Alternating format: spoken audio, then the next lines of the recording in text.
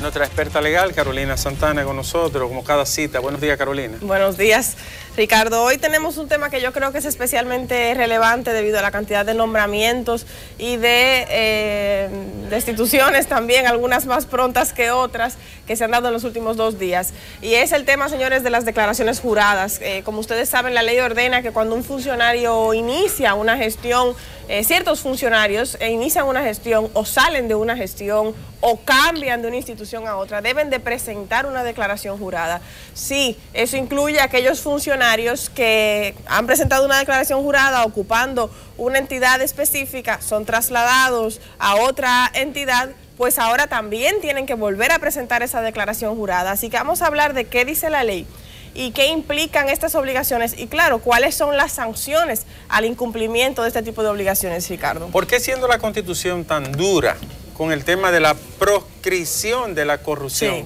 ¿Por qué siendo tan dura la Constitución, tan directa, tan clara, hay tantas dificultades para el tema de la declaración jurada y hay tantos escarceos y cizagueo al respecto? Si el mandato constitucional es tan severo. Bueno, el mandato constitucional es severo, pero como muchas normativas constitucionales, esos son parámetros generales del ordenamiento.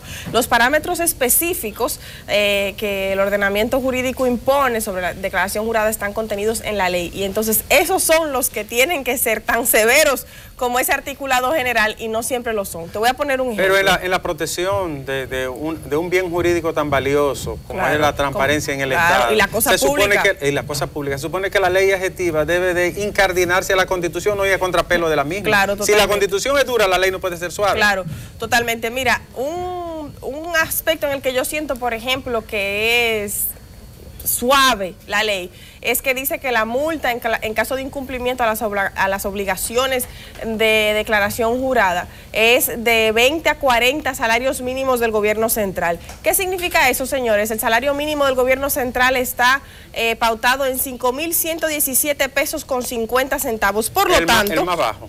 Sí, salario mínimo. Sí.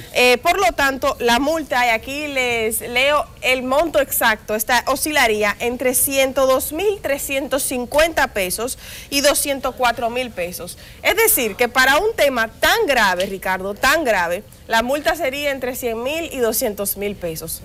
Quiere decir, repito, que si una persona se enriquece... Para un buen ladrón, por ejemplo. Exactamente, se eso enriquece 100.000 pesos, pero eso... Eso lo dejamos tú y yo de propina. Eso es un buen negocio, si lo que se le va a quitar son 100.000 pesos en multa. Tú oye lo que yo dije, eso lo dejamos tú y yo de propina. Claro, mire, Ricardo. Pero lo cierto es que es una bagatela, es una minucia. Para un ladrón de gran escala, así en palabras llanas, ¿no? Un corrupto a gran escala, pagar 100, 200.000 pesos. Claro, no es dinero. Es un relajo. No es dinero. Además de eso, otros temas importantes a resaltar es que se le dan 30 días a los funcionarios a partir de la toma de posesión. Mucha gente cree que son 30 días a partir del decreto que los nombra o los destituye. No, son 30 días a partir de la toma de posesión. Incluso en el caso de los que salen, son 30 días a partir de que entregan la institución cuando el siguiente funcionario toma posesión de pero eso ese tiene mucho valor, porque no es... Para saber cuándo vence y cuándo está en incumplimiento. Para saber cuándo vence. Totalmente. En adición a eso es importante... ¿Quién debe de vigilar ese cumplimiento? La Cámara de Cuentas. La Cámara de Cuentas. Y puntualmente, dentro de la Cámara de Cuentas, la Oficina de Evaluación y Fiscalización del Patrimonio de los Funcionarios Públicos. Que es una dependencia de la Cámara de Cuentas. Que es una dependencia de la Cámara de Cuentas, que está contenida en el artículo 10 de la misma ley de declaraciones juradas. Dame una respuesta ahí mismo. Todos estos funcionarios, legisladores que no hicieron su declaración en el tiempo y pasó el plazo, ¿qué ocurre con ellos? Bueno, en teoría han cometido lo que se llama una falta grave según la ley de función pública. Porque ahí nos remitimos entonces a la ley de función pública. Exactamente. Y la ley de función pública dice que las faltas graves, también conocidas como faltas de tercer grado, conllevan la destitución del funcionario. ¿Por qué no hay ni uno destituido de esos que violaron la ley? No lo sabemos.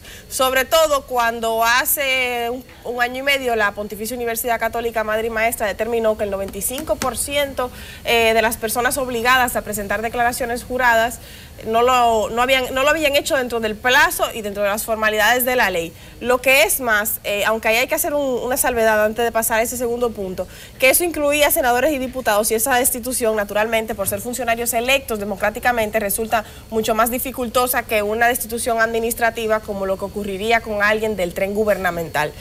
Un punto también importante es que en adición a esa multa, pírrica, como hablábamos, hay una sanción de inhabilitación por 10 años y también una sanción de 4 a 10 años de prisión mayor. Es importante saber cómo empieza a contar el plazo de inhabilitación. Inhabilitación quiere decir que no puede volver a ocupar un cargo público producto de lo que ha hecho o la falta que ha cometido. Si, por ejemplo, se le dictan 5 años, que eso está dentro del rango de 4 a 10 años de prisión, entonces cumple esos 5 años y una vez en libertad, entonces empiezan a contar los 10 años de inhabilitación para ocupar cargos públicos. O sea que más o menos esa es la idea. 30 días, señores, a partir de la toma de posesión, multa, prisión y naturalmente la inhabilitación para ocupar un cargo público por una década contada a partir de la puesta en libertad. Bueno, ojalá tú llegues a ser presidenta de la Cámara de Cuentas. Oye, muchacho. No como Liceló, sino como Carolina. ¿Tú? Como Carolina. Gracias, bueno, Carolina. Gracias por esa orientación tan valiosa. Nosotros hoy finalizamos Enfoque Matinal.